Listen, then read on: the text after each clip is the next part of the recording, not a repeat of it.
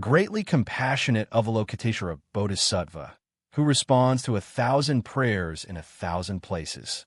The sutra, the Lotus Sutra, in the chapter of Universal Gate, records that Avalokiteshvara Bodhisattva, with boundless compassion, listens to the sounds of suffering and rescues those in distress. When sentient beings encounter difficulties or dangers, as long as they sincerely and single-mindedly recite the holy name of the Bodhisattva, they will surely receive salvation. However, in reality, we often observe a puzzling phenomenon. Some people earnestly pray day and night, yet never realize their wishes, while others seemingly make casual requests and immediately experience remarkable responses. Where exactly does this difference originate? Is it that the Bodhisattva shows partiality, or are there certain issues within the supplicant themselves that we have not yet perceived? This seemingly simple question actually contains profound philosophical insight. As the ancient masters have said, the suffering of craving without fulfillment is the deepest suffering of all beings. On the surface, it appears to be nothing more than the phrase, Namo Avalokiteshvara Bodhisattva, but in reality, it contains profound mysteries that require our heartfelt contemplation to comprehend. The old Fengshan mountains in the early morning are shrouded in a veil of fine mist like a thin green gauze, and the bamboo grows among the mountains, gently sway in the breeze, producing a soft, rustling sound. The first ray of sunlight pierced through the clouds, adding a touch of vitality to the tranquil mountain forest.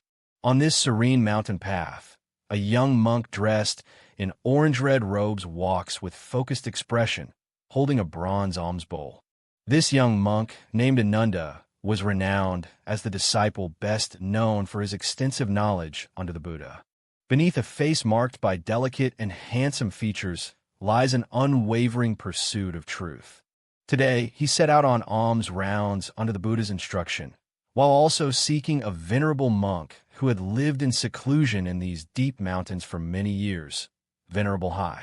It is said that the Venerable Zhihai was fortunate to have a direct encounter with the greatly compassionate Avalokiteshvara Bodhisattva and received a precious teaching on the supreme method of supplication. The Buddha said that the Venerable Zhihai, having mastered the Tripitaka and thoroughly understood the myriad dharmas, if one can grasp even a single word from him, it surpasses the merit of reciting 1,000 volumes of scriptures. Ananda pondered in his heart, wondering if this time he would receive answers to the long-standing questions that had troubled him. The pace unintentionally quickened slightly, the mountain path gradually growing steeper. Ananda stepped forward, fine beads of sweat forming on his brow. As he rounded a massive cliff, the scene before him caused a slight surprise. On that platform stood a simple stone chamber, quietly nestled amid verdant pines and cypresses, resembling a natural ink wash painting. At all times before, an elderly man with white hair sat peacefully on a blue stone, his eyes gently closed, breathing deeply and steadily, exuding an air of transcendence. Ananda stood at a distance, unwilling to disturb hastily, quietly observing this legendary sage. The elderly man was thin and lean, with a kind countenance. The deep wrinkles on his face revealed a serene wisdom born of enduring countless hardships. Although he wore humble, coarse cloth garments, he emanated an indescribable aura of noble dignity. Venerable Ananda, you have arrived. Before Ananda could speak, the elder suddenly opened his eyes, his voice like the wind rustling through the bamboo forest, calm and melodious. Ananda was startled in his heart. The Buddha recognized his disciple. A glimmer of wisdom flashed in the eyes of the honored one of the sea. The Buddha sat down, the foremost in hearing and broadcasting skills. How could he not recognize him? He lightly tapped the stone bench beside him with his finger and said, "Please have a seat." Ananda joined his palms respectfully, bowed reverently, and then took his seat. The mountain breeze brushed by, carrying the fresh fragrance of pines and cypresses, refreshing and uplifting the spirit. The Venerable One has practiced here for many years, possessing extensive knowledge and insight. Today, I come under the Buddha's command to offer the alms meal in gratitude, and I also have a long-standing question I wish to seek your guidance on." Ananda spoke sincerely, while the Venerable Zhihai calmly gazed at the undulating sea of clouds in the distance, saying, "There is nothing in the world that cannot be questioned, but the path to dispelling doubts lies in self-realization. This old humble one is merely a guide." Ananda took a deep breath, his eyes shining with the light of inquiry. The disciple often sees sentient beings praying to bodhisattvas for protection. Some strive day and night, but receive no response, while others utter a word casually and it immediately proves effective. The disciple has pondered this deeply, yet cannot understand the reason. "Venerable Sir, do you have any insight?" After hearing this, Venerable Zhihai displayed a meaningful smile on his face. This question is very interesting and is also a point of confusion for many practitioners. When I was young, I too did not understand this until I was fortunate enough to personally witness Avalokiteshvara Bodhisattva. Only then did I truly comprehend its profound meaning. Ananda's eyes brightened, and his body instinctively leaned forward. "Has the Venerable truly seen a bodhisattva? Could you kindly elaborate on this matter for the disciple?" At that time, Venerable Zhihai often exhibited subtle movements, and his gaze became profound and enduring. That was many years ago. At that time, I was still a young monk in my early 20s, just arriving from my hometown to this ancient windy mountain to seek the Dharma and cultivate practice. Ananda held his breath and concentrated intently, fearful of missing any detail. That year, there was a severe drought at the foot of the mountain. The fields were scorched, the crops withered, and the people had no grain to eat, enduring unbearable suffering. Even a blessed one spoke with a heavy tone. Witnessing this scene, I felt compassion arise in my heart, and thus retreated into a cave for secluded practice, reciting sutras and mantras day and night, wholeheartedly praying for the arrival of nourishing rain. For 7 consecutive days and nights, I have not even had a drop of water and have been wholeheartedly focused on praying for rain, yet the sky remains clear without even a trace of clouds. On the 8th day, due to physical exhaustion, I slipped into a deep sleep. At this point, Venerable Zhihai's eyes glimmered with a peculiar light, and his voice became softer. Just as I was about to fall asleep, a vast, boundless lotus pond appeared in my dream, with 1,000 lotus blossoms quietly blooming, their fragrance gently brushing away worldly dust, bringing a profound sense of peace to the mind. In the center of the lotus pond, there is a huge white lotus. Atop the lotus sits a sage dressed in white robes, Avalokiteshvara Bodhisattva. Ananda could not help but whisper softly, and the Venerable scene nodded slightly, confirming it was indeed so. The Bodhisattva's face was compassionate, with a single white hair knot at the brow, radiant like the moon. His eyes were clear and profound, resembling autumn waters. Seeing him, my heart and mind were greatly stirred, and I could not help but bow deeply. Ananda joined his palms together, as if he could feel the sacred moment. The Bodhisattva said to me, "Good man, the matter you seek is indeed a virtuous deed, but the method you employ is somewhat mistaken. All things under heaven have their appointed time. Seeking them prematurely only increases karmic obstacles. I wonder if you understand the principle within." Then the Venerable Shakyamuni's voice grew slower and more solemn. I replied with fear and trembling, "I am dull and have failed to comprehend." Praying for the Bodhisattva's compassionate guidance, the Bodhisattva gently smiles. The path of supplication requires 3 hearts to be fully present. Lacking any one is inadmissible. However, many people do not understand this principle, and therefore they often experience suffering from unfulfilled desires. What is the meaning of the threefold mindfulness? Ananda kept asking questions incessantly, his eyes filled with a yearning desire for understanding. Just as the Buddha was about to respond, urgent footsteps and heavy breathing suddenly came from the mountain path. A middle-aged farmer, clad in tattered clothes, hurriedly ran up the mountain, his face haggard, eyes filled with despair and anxiety. He gasped for breath and knelt before the Venerable Zhihai, his forehead nearly touching the ground, pleading, "Venerable, please save my life." A humble family lived 30 li down a mountain in Bamboo Grove Village. The elderly mother at home was gravely ill and had not taken a drop of water for 3 days, seemingly near death. The village doctor was at a loss, and, upon hearing that the Venerable was knowledgeable in medical arts, came to seek help. Ananda, sturdy and prepared to rise and assist, saw Venerable Zhihai gently raise his hand, signaling him to remain seated. The Venerable One gazed at the farmer for a moment, as if perceiving the depths of his soul, then took out a bundle wrapped in green cloth from his bosom and handed it to the farmer. "This is a rare mountain herb collected by an old man many years ago. After returning, brew it into a decoction and take it orally. It should help alleviate the illness." The farmer took the medicine bag as if receiving a priceless treasure and repeatedly prostrated in gratitude. "Venerable Great Peace, do not hold petty difficulties in disdain."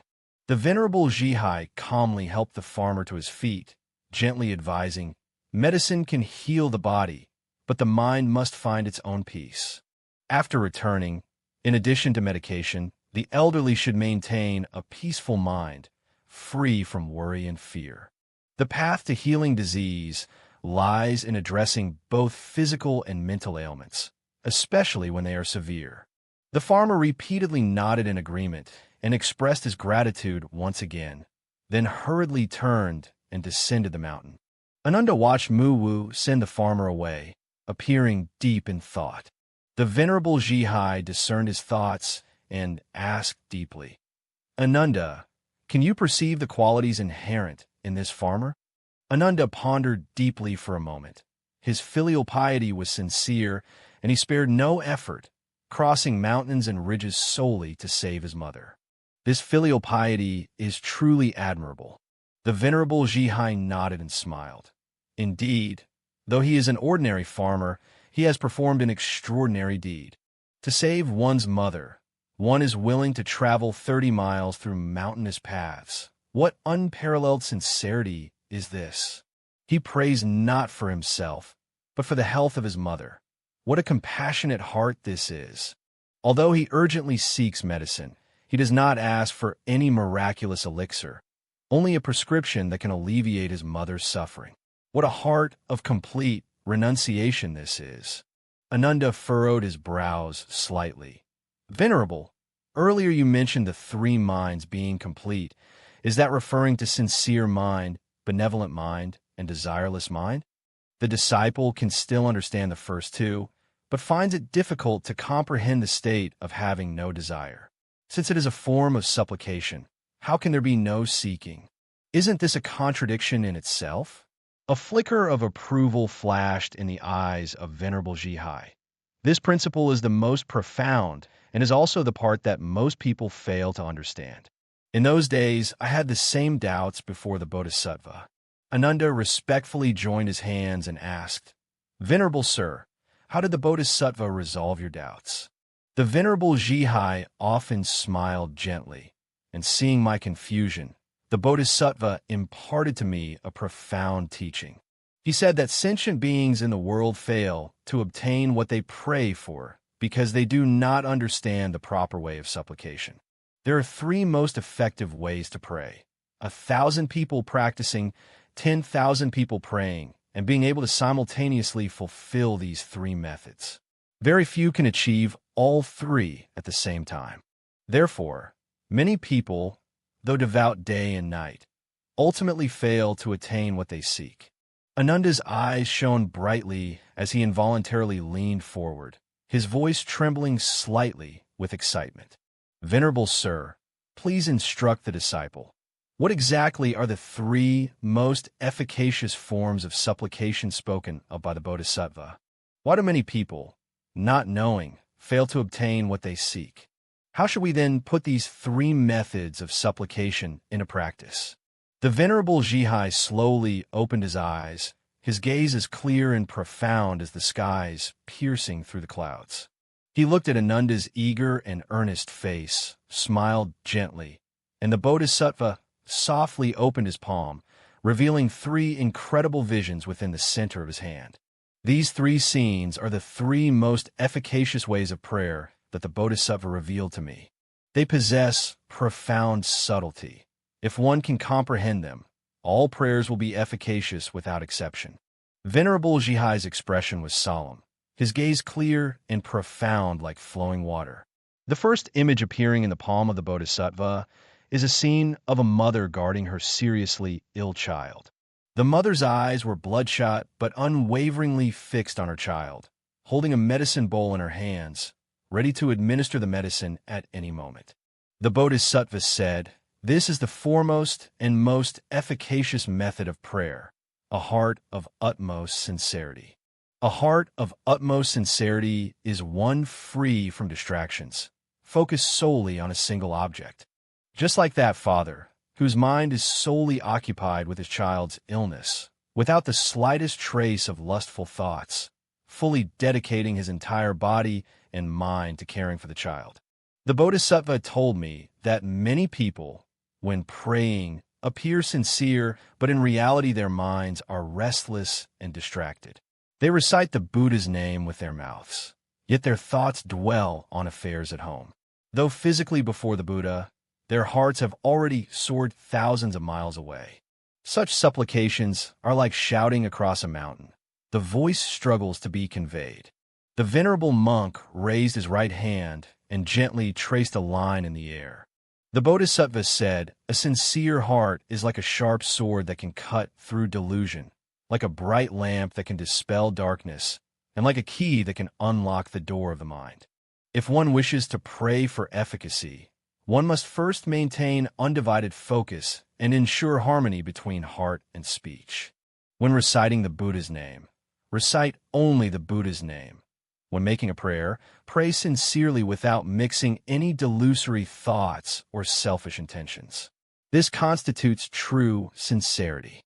Ananda nodded thoughtfully, realizing the truth. A heart of utmost sincerity is not merely formal reverence, but a focused and unified inner devotion. Just like an archer shooting an arrow, focusing solely on the target in their eyes and holding only one thought in their mind, they can hit the bullseye every time. The Venerable Zhihai cast a brief glance at Ananda, finding the metaphor apt. True utmost sincerity is to devote one's entire body and mind to the present moment's single task, without discrimination or distraction. The power of such concentration can penetrate layers of obstacles, directly reaching the ocean of the Bodhisattva's compassionate heart. The second image in the palm of the Bodhisattva depicts a healer journeying thousands of miles, braving wind and snow to arrive at an epidemic-stricken area to treat the sick. He disregards his own safety, solely to save sentient beings who are suffering. The Bodhisattva said, "This is the second most efficacious way of prayer, the vast mind, which is a heart concerned for all beings and fearless of self-interest." The physician prayed not for his own safety and health, but for the cessation of the epidemic and the well-being of all sentient beings. The Bodhisattva pointed out to me that sentient beings often pray out of self-interest, while few make vows for the happiness and well-being of all beings. Precisely because of this, prayers often fail to be attuned. The Venerable One's voice becomes deep and powerful. The Bodhisattva teachings say, the more one seeks for oneself, the harder it is to obtain. The more one seeks for others, the easier it is to receive. This is not some mysterious law, but the natural law governing the operation of the universe. Just like that physician, who does not seek peace for himself, yet attains peace through saving others. He does not seek fame and fortune for himself, yet gains respect through selflessness. The Venerable Zhihai continued, "The human mind is like water. If narrow like a cup, it can only hold a cup of water, but if vast like the ocean, it can contain countless rivers. When our hearts are open and we show compassion to all beings, our prayers align with the Bodhisattva's compassionate vows, naturally enabling unobstructed spiritual connection." Ananda joined his palms together, appearing thoughtful. The expansive mind connects one's own field of merit with the fields of merit of all beings. The greater the capacity of the mind, the deeper the resonance. Just as a drop of water merges into the ocean and thereby attains the power of the ocean. The Venerable Zhihai nodded with satisfaction. You have understood very well. The third image appearing in the palm of the Bodhisattva is the most extraordinary. It is an open expanse of sky and earth, devoid of anything, yet seemingly containing all things. The Bodhisattva said, "This is the third most effective way of prayer, a mind free of desires." The mind that desires nothing is the letting go of attachments and the disregard of gains and losses. Just as a farmer does not daily dig up the soil to check if the seeds have sprouted after sowing them, he understands that seeds have their own inherent growth patterns and excessive attention can actually hinder their development. Similarly, true prayer is to do one's utmost and then entrust the outcome to the workings of heaven and nature, no longer troubled by gain or loss. Ananda furrowed his brows slightly and expressed his inner doubt, for the mind of non-attachment seemed the hardest to comprehend and put into practice. When people pray, it is naturally because they hope to gain something. Otherwise, why would they pray? Isn't this a contradiction in itself? In the eyes of Venerable Zhihai shone the light of wisdom. This is precisely the most profound truth, and also the place where most people fail to understand. In the past, I too raised the same question to the Bodhisattva. The Bodhisattva smiled and told me that non-seeking does not mean not to seek at all, but rather not to be attached to what is sought. Just like shooting an arrow, once you aim, draw the bow, and release the arrow has already left the string. No amount of worry can alter its trajectory. The Diamond Sutra states that the mind is born from non-abidance, which is precisely this principle. When we let go of attachment to outcomes, we become attuned to the way of nature and the cosmos, and resonate with the compassionate vows of the Bodhisattvas. Many people fail to obtain what they seek precisely because they are too attached to their desires, their minds filled with impatience, greed, or fear, which in turn obstructs the occurrence of spiritual resonance. Venerable Zhihai further explained that just as a stream flows into the vast ocean without deliberate pursuit, naturally arriving there, so too does the lotus blossom. It does not forcefully seek sunlight, yet it is naturally nourished. Having no desires is a wisdom of letting go and also a manifestation of trust. Trust in the compassion of the Bodhisattvas, trust in the laws of the universe, and most deeply, trust in one's own true nature, which is inseparable from that of the Bodhisattvas. Ananda pondered for a moment, and gradually a look of sudden enlightenment appeared in his eyes. The disciple seemed to understand, just as in the case when you once caused rain, excessive attachment became an obstacle, but when you let go of attachment and focused on what could be done in the present, the rain came naturally. The Venerable's approving nod was exactly in recognition of this. During my 7-day retreat, there was no rain. After the Bodhisattva enlightened me, I awakened and no longer spent my days merely burning incense and performing worship. Instead, I led the monks to dig wells for water, helping the villagers endure the drought. On the 3rd day of our diligent work, the skies silently grew heavy with dark clouds, and a sudden downpour nourished the parched earth. These 3 modes of supplication, the sincere heart, the expansive heart, and the desireless heart, may seem simple, but are actually challenging. They complement each other and are all indispensable. A heart of utmost sincerity is the foundation. A heart of vastness is the direction. A heart without desire is the state of transcendence. Possessing all 3 ensures that prayers will inevitably be efficacious. In Ananda's eyes shone the light of understanding. Venerable, how should we specifically practice these 3 forms of supplication in our daily lives? The Venerable Zhihai spoke kindly, saying, "The Bodhisattva teaches me that a sincere heart begins with concentration, attending to one task at a time without divided attention. A boundless heart arises from benefiting others, always contemplating the well-being of all beings. A heart free of attachment requires constant self-reflection, examining whether one is excessively clinging to gain and loss. Taking the recitation of the sacred name, Namo Avalokiteshvara Bodhisattva, as an example, the sincere heart means that during recitation, only the Bodhisattva's sacred name is present in the mind, without any distracting thoughts. The expansive heart means that in reciting, one not only prays for one's own blessings, but also for the well-being of all sentient beings in the world.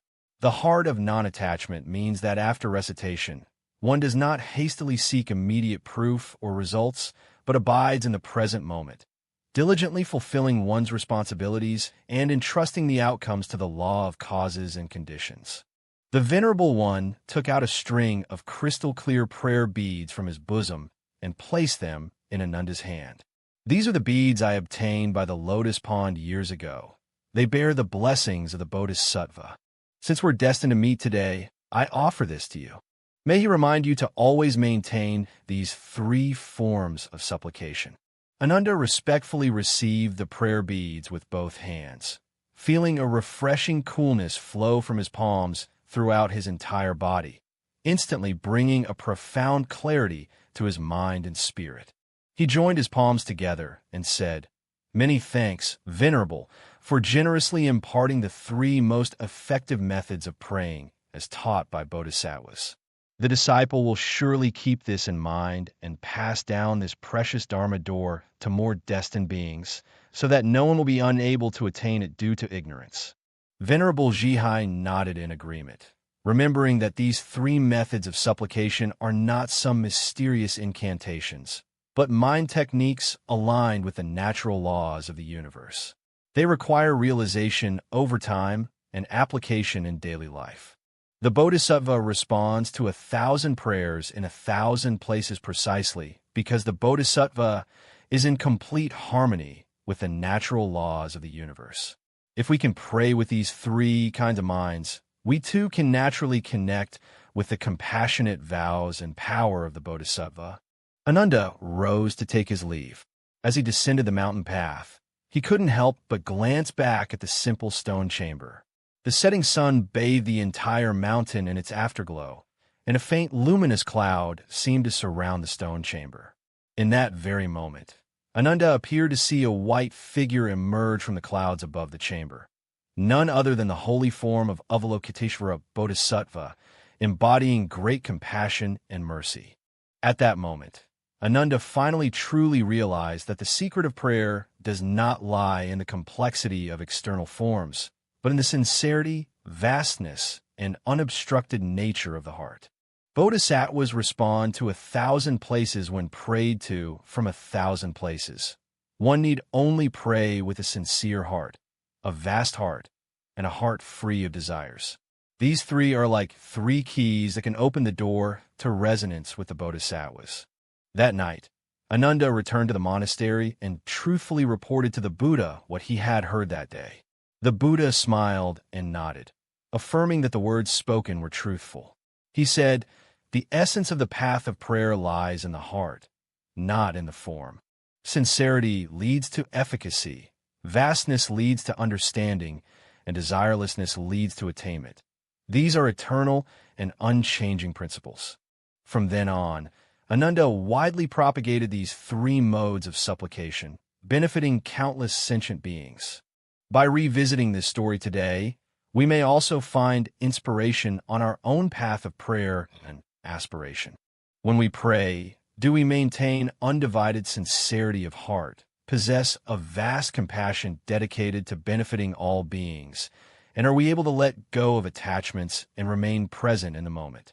If one can practice these 3 attitudes in daily life, whether praying to the Bodhisattvas or pursuing life's goals, unexpected blessings and achievements will arise.